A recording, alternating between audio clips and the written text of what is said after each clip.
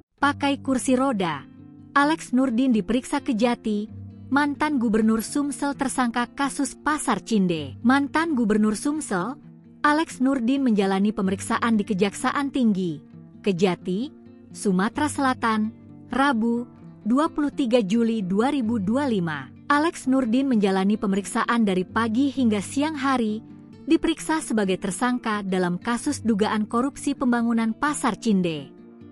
Alex Nurdin nampak menggunakan kursi roda saat menjalani pemeriksaan oleh Kejati.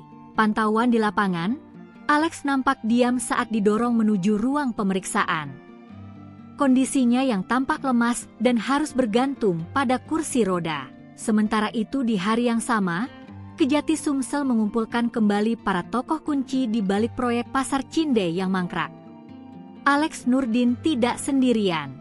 Ia diperiksa bersama 3 tersangka lainnya yakni Harno Joyo, mantan wali kota Palembang yang juga merupakan figur politik besar, serta Ketua Panitia Pengadaan, dan RY, Kepala Cabang PT Embe. Kasih Penkum Kejati Sumsel, Fani Yulia Ekasari, membenarkan ada 4 tersangka yang diperiksa hari ini.